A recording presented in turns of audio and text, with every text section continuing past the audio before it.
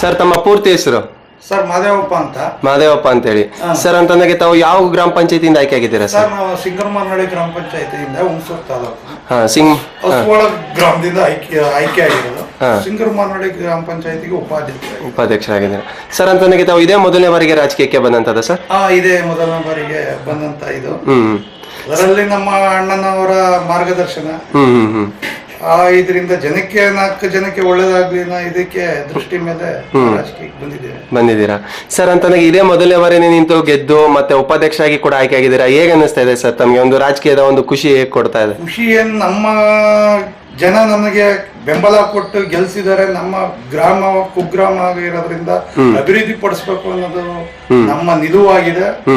ಅವರ ಜನರ ಬೆಂಬಲ ನನಗೆ ಏನು ಕೊಟ್ಟಿದ್ದಾರೆ, ಆಯಾ ನಿಟ್ಟಿನ ಮೇಲೆ ನಾನು ವೈಯಕ್ತಿಕವಾಗಿ ಅದರ ಬಗ್ಗೆ ಜಾಸ್ತಿ ಆಸಕ್ತಿ ತೋರಿಸಿ ನಾನು ಕೆಲಸ ಮಾಡಬೇಕು ಅಂತಿದ್ದೀನಿ.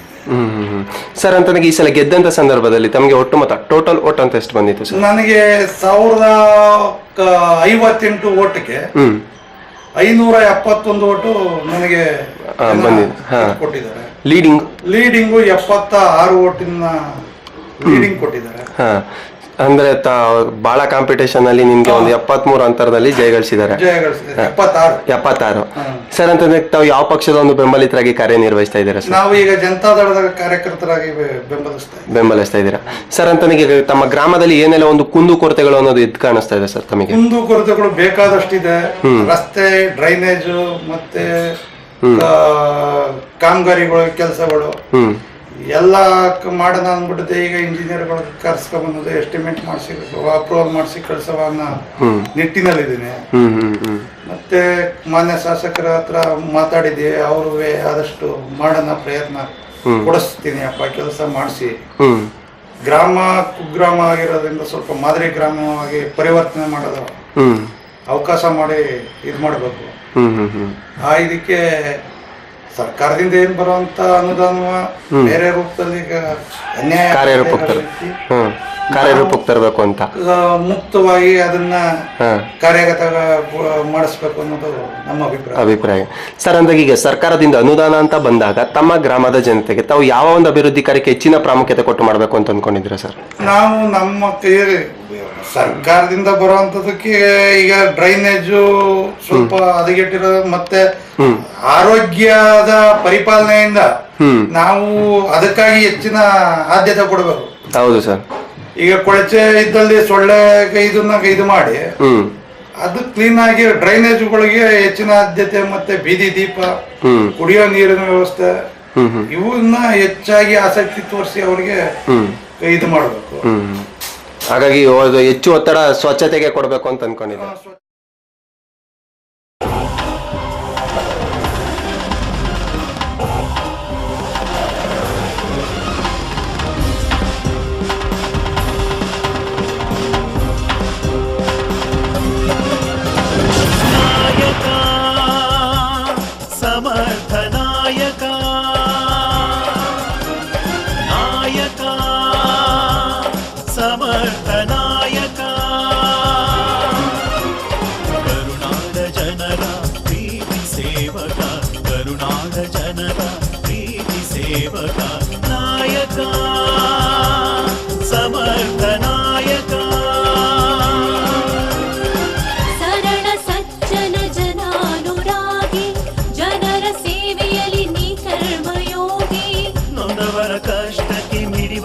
ಹೃದಯ ಕಣ್ಮಣಿ ಕರುಣಾಮಯಿ, ಕಣ್ಮಣಿ ಕರುಣಾಮಯಿ, ನಿಂದೆ ಅಪನಿಂದೆ ನಿನ್ನ ಜಗಿಸದು, ಧರ್ಮ ಯುದ್ಧದಲ್ಲಿ ಗೆಲ್ಲುವೆ ಎಂದು ಆತ್ಮವಿಶ್ವಾಸವೇ ನಿನ್ನ ಆಯುಧ,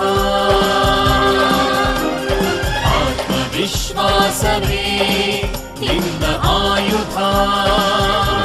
ಸರ್ ಈಗ ಪ್ರೆಸೆಂಟ್ ರಾಜಕೀಯಕ್ಕೆ ವಿದ್ಯಾರ್ಥಿ ಎಜುಕೇಶನ್ ಬೇಕಾ ಬೇಡವಾ? ಬೇಕು. ಏನಕ್ಕೆ ಅಂತ ತಿಳಿಸ್ಕೊಡ್ಬೋದಾ ಸರ್? ಏನಕ್ಕೆ ಅಂತ ಅಂದ್ರೆ ಈಗ ಬರುವಂತದನ್ನ ಸುತ್ತೋಲೆ ಇದನ್ನ ಓದಿ ಅದಕ್ಕೆ ಏನು ಮಾಡಬೇಕು ಅನ್ನೋ ರೂಪದಲ್ಲಿ ನಾವು ಇದ್ ಮಾಡ್ಬೇಕು. ಈ ಎಜುಕೇಶನ್ ಇಲ್ಲ ಅಂತ ಅಂದ್ಮೇಲೆ ಸುತ್ತೋಲೆ, ಈಗ ಒಂದು ಅನುದಾನ ಬಂದಾಗ ಸುತ್ತೋಲೆ ಕಳಿಸ್ತಾರೆ. ಆ ಸುತ್ತೋಲೆಯಲ್ಲಿ ಓದಂತ ಇದನ್ನ ನೇರವಾಗಿ ನಾವು ಏನಕ್ಕೆ ಉಪಯೋಗಿಸ್ಬೋದು, ಏನಕ್ಕೆ ಬೇಡ, ಇದನ್ನ ಯಾವ್ದಕ್ಕೆ ಹಾಕ್ಬೋದು, ಇದರಿಂದ 4 ಜನಕ್ಕೆ ಒಳ್ಳೇದಾಗತ್ತಾ, ಇವೆಲ್ಲ ನಮ್ಗೆ ಮನವರಿಕೆ ಆಗುತ್ತೆ. ಹೌದು. ಆ ಇದರಿಂದ ಎಜುಕೇಶನ್ ಮುಖ್ಯವಾಗಿ ಬೇಕೇ ಬೇಕು.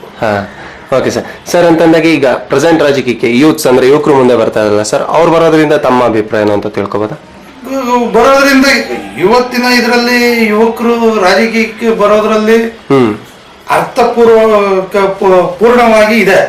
ಹೆಂಗೆ ಅಂತ ಅಂದ್ರೆ, ಒಂದು ಕಡೆ ಅನ್ಯಾಯ ಆಗ್ತಾ ಇದೆ ಅಂತ ಅಂದಾಗ ಅದನ್ನ ಸರಿಪಡಿಸಕ್ಕೆ ಇವತ್ತಿನ ಯೂತ್ ಮೇನ್ ಇದಾಗಿರೋದು, ಚೈನ್ ಲಿಂಕ್ ಆಗಿರೋದು.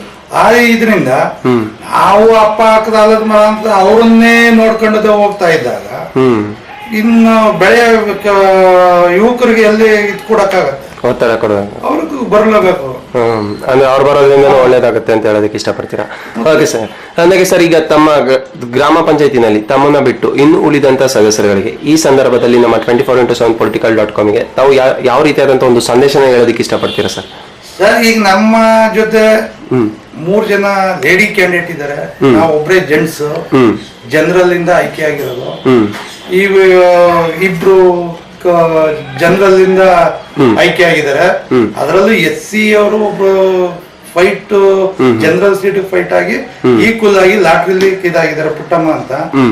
ಗಾಯತ್ರಿ ಅಂದ್ಬಿಟ್ಟದೆ ನಮ್ಮ ಕ್ಯಾಂಡಿಡೇಟ್ ನಮ್ಮ ಇದರಿಂದನೇ ಆಯ್ಕೆ ಆಗಿದ್ದಾರೆ. ಮತ್ತೆ SC ಕ್ಯಾಂಡಿಡೇಟ್ ಸಾವಿತ್ರಮ್ಮ ಅಂದ್ಬಿಟ್ಟು ಅವರು ರಿಸರ್ವ್ ಕ್ಯಾಂಡಿಡೇಟ್ ಅವ್ರ ಇದರಿಂದ ಆಗಿದ್ದಾರೆ. ಒಟ್ಟು 4 ಜನ. ಆದ್ರೆ ಅಲ್ಲಿ ಯಾವುದೇ ವಾರ್ಡ್ ಅನ್ನ ವಿಭಜನೆ ಮಾಡಿಲ್ಲ.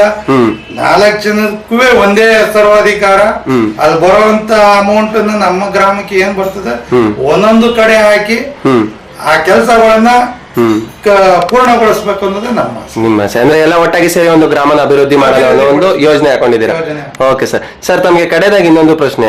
ಇವತ್ತು ತಾವೊಬ್ರು ಗ್ರಾಮ ಪಂಚಾಯತಿ ಉಪಾಧ್ಯಕ್ಷರಾಗಿ ಆಯ್ಕೆ ಆಗ್ಬೇಕು ಅಂತಂದ್ರೆ ಎಲ್ಲ ನಿಮ್ಮ ಗ್ರಾಮದ ಮತ ಬಂದವರೇ ಕಾರಣ. ಯಾಕೆಂತಾರೆ ಅವರು ನಿಮ್ಗೊಂದು ಒಳ್ಳೆ ಮತಗಳನ್ನ ನೀಡಿ, ತುಂಬಾನೇ ಕಾಂಪಿಟೇಷನ್ ಇದ್ರು ನಿಮ್ಮ ಒಂದು ಒಳ್ಳೆ ಮತದಿಂದ ಜೈಗಳಿಸಿ ಆರಿಸಿ ಇವತ್ತು ತಾವೊಬ್ರು ರಾಜಕೀಯ ವ್ಯಕ್ತಿ ಹಾಗೂ ಒಬ್ರು ಉಪಾಧ್ಯಕ್ಷರು ಅಂತ ಗುರ್ತು ಮಾಡ್ಕೊಳ್ಳೋದಕ್ಕೆ ಕಾರಣಕರ್ತರಾಗಿದ್ದಾರೆ. ಈ ಸಂದರ್ಭದಲ್ಲಿ ಸರ್, ಆ ನಿಮ್ಮ ಗ್ರಾಮದ ಜನತೆಗೆ ತಾವು ಯಾವ ರೀತಿಯಾದಂತ ಒಂದು ಕೃತಜ್ಞತೆ ಹೇಳೋದಕ್ಕೆ ಇಷ್ಟಪಡ್ತೀರಾ?